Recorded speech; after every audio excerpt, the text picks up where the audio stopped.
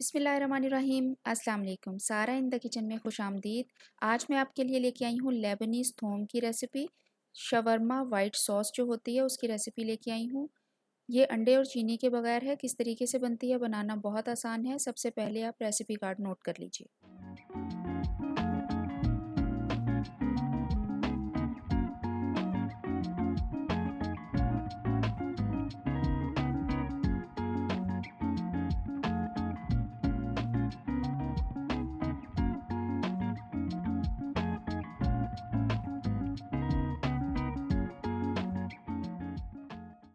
अज्जा आपने नोट कर लिया होंगे। मैंने एक पैन को चूल्हे पे रखा है, उसमें मैं डाल रही हूँ 1 कप पानी और 1/4 कप पानी, यानी 1/4 कप पानी डाल के इसमें मैं डालूंगी 2 भर के खाने के चम्मच, यानी 2 full heap table spoon cornflour के। कॉर्नफ्लोर डालने के बाद इसको मैं पानी में अच्छी तरह से घोल लूँगी। पहले चूल्हा ऑन करने से पहले आपने इसको अच्छे तरीके से घोल के फिर मैंने इसको चूल्हे को ऑन किया है और आपने कोई भी चम्मच या विस्क जो भी आपके पास है आपने ले लेना है और इसको जब पकाना है तो आपने मुसलसल चम्मच जो है वो इसमें चलाते रहना है ताकि इसमें कोई गुठली ना बने और ये स्मूथ सी पेस्ट बन जाए। थोम अरब कंट्रीज़ में एज़ अ डिप के तौर पे इस्तेमाल की जाती है, खानों के साथ, मुख्तलिफ़ खानों के साथ। जिस तरीके से हम पाकिस्तानी लोग जो हैं वो रायता इस्तेमाल करते हैं अपने खानों के साथ, चाहे वो चावल हों, चाहे ब्रोस्ट हो, चाहे कबाब हों, चाहे वो सिंपल सब्ज़ी हो, हम रायता लाजमी इस्तेमाल करते हैं। इसी तरीके से जो अरबिक लोग हैं वो अपने खानों के साथ थोम का इस्तेमाल लाजमी करते हैं। फ़र्क सिर्फ ये है कि जिस तरीके से कोई हमारी रवायती डिश हो, वो जैसे जैसे इलाका बदलता जाता है वो डिश जो है वो थोड़ी थोड़ी चेंज होती जाती है। इसी तरीके से जिस तरह से इलाके बदलते हैं उसी तरीके से ये जो थोम है ये मुख्तलिफ इलाकों में मुख्तलिफ तरह से बनाई जाती है और खाई जाती है। 2 थोम बनानी मैं आपको पहले सिखा चुकी हूँ, एक अल्बेक शवारमा सॉस के नाम से और एक गार्लिक मायो के नाम से, और ये मैं तीसरी थोम आपको बनाना सिखा रही हूँ, लेकिन ये थोड़ी सी डिफरेंट है। वो इसलिए डिफरेंट है कि इसमें ना तो चीनी डलती है और ना ही इसमें मैंने अंडा डाला है।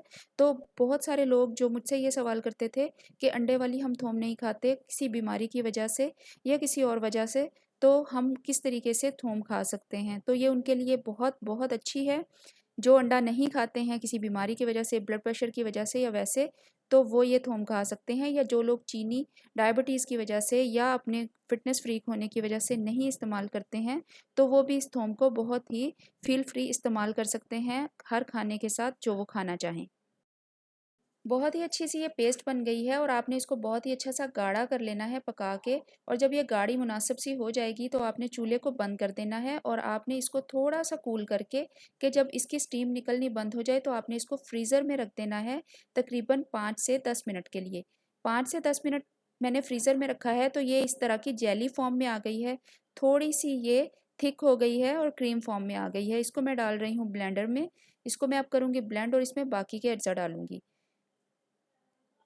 कॉर्नफ्लोर की जेली डालने के बाद मैं इसमें डाल रही हूँ 3 जवे लहसुन के, साथ में मैं डाल रही हूँ 2 टेबलस्पून लेमन जूस के और 2 टेबलस्पून वाइट विनेगर यानी सफ़ेद सिरके के।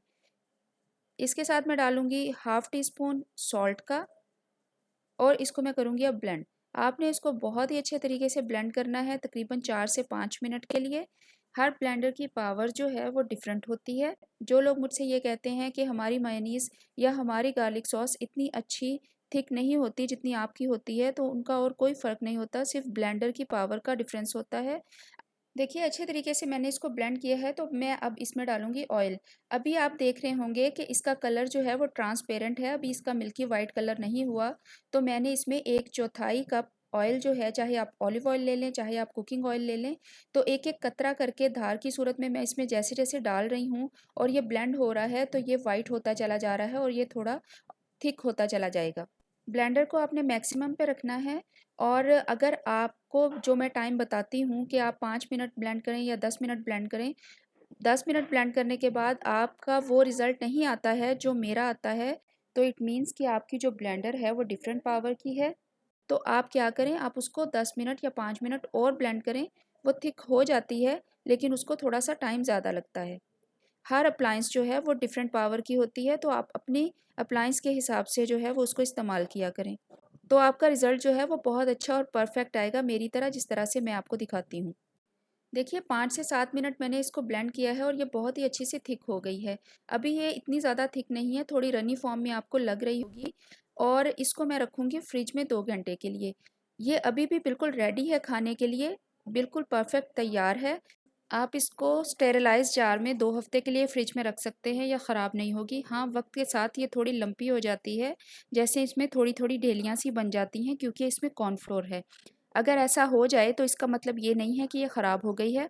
आप इसको अच्छे तरीके से फेंट लेंगे तो ये दोबारा से अपनी परफेक्ट फॉर्म में आ जाएगी। मेरी सऊदी फ्रेंड इसको सर्व करती थी कब्सा राइस के साथ, शीश तोक के साथ और रोस्ट के साथ। मैं आपको बहुत सारे अरबी खाने बनाने सिखा चुकी हूँ, इंशाल्लाह आगे भी सिखाती रहूँगी। आप भी इसे बनाइए इस रमज़ान अपने स्नैक्स के साथ इसको एंजॉय कीजिए। देखिए 2 घंटे मैंने इसको फ्रिज में रखा है तो ये इस तरह की थिक कंसिस्टेंसी में आ गई है। बहुत ही ज़बरदस्त किस्म की ये रेडी हुई है। अगर थोड़ी सी लंपी आपको लग रही है तो आप इसको दोबारा से अच्छे तरीके से फेंट लीजिए, ये दोबारा से स्मूथ हो जाएगी और परफेक्ट हो जाएगी। मैंने आज आपको बनानी सिखाई है अंडे और चीनी के बगैर थोम। इंशाल्लाह मैं और भी थोम की रेसिपीज़ आपके लिए लेके आती रहूँगी। इसको लाजमी ट्राई कीजिएगा। मेरे चैनल को सब्सक्राइब करना मत भूलिएगा। मेरी वीडियो को लाइक और शेयर भी किया करें अपनी फ्रेंड्स एंड फैमिली के साथ। बहुत शुक्रिया।